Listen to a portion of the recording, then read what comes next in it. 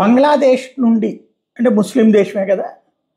Saudi Arabia అంటే ముస్లిం దేశమే కదా. అక్కడికి వెళ్ళి అక్కడ చదువుకుని అక్కడే సెటిల్ అయిపోదాం అని చెప్పేసి తద్వారా దాన్ని ఒక బంగ్లాదేశ్గా మారుద్దాం అనుకుంటే, అంటే అది ముస్లిం దేశం, ఇది ముస్లిం దేశం. కాకపోతే అక్కడ సౌదీ అరేబియా బాధ్యతాయుతమైనటువంటి ముస్లిం దేశం, ఇది బాధ్యత రాహిత్యమైనటువంటి ముస్లిం దేశం. తేడా అదే.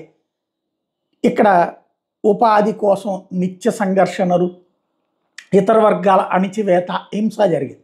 సౌదీ అరేబియా అన్ని వర్గాలకి సమప్రాధాన్యం ఇస్తూ మతరాజ్యమేది, కానీ మిగతా వర్గాలకి దర్జాగా బ్రతికేటటువంటి అవకాశం కల్పిస్తూ బాధ్యతాయుతమైనటువంటి పాత్ర పోషిస్తూ హింసకి దూరంగా ఉండేటటువంటి దేశం. ఈ బంగ్లాదేశ్ వాళ్ళు ఇండియాలో వచ్చినా దరిద్రమే, ప్రపంచంలో అడిగిపోయినా దరిద్రమే.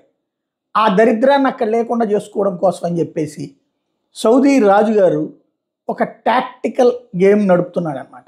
ఎవరైతే మహమ్మద్ బిన్ సల్మాన్ ఏంటంటే బంగ్లాదేశీ స్టూడెంట్స్ లేదా అక్కడ వర్కర్లకి ఏదైతే ఇక్వామా ఫీ అనేటటువంటిది వసూలు చేస్తారట అక్కడ ఉన్నందుకు గాను.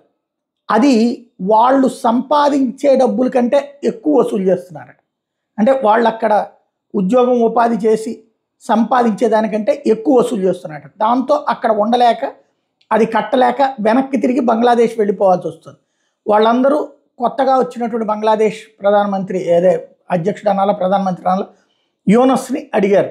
యూనస్ సౌదీ అరేబియాకి లేఖ రాశారు. బంగ్లాదేశీ అసోసియేషన్ వాళ్ళ లేఖని మహమ్మద్ యూనస్ ఆయనకి పంపిస్తే సౌదీ అరేబియా ప్రిన్స్ ఎవరైతే మహమ్మద్ బిన్ సల్మాన్ వచ్చేటప్పటికి అది కుదరదని, అది తగ్గించడం కుదరదని ప్రకటించారు.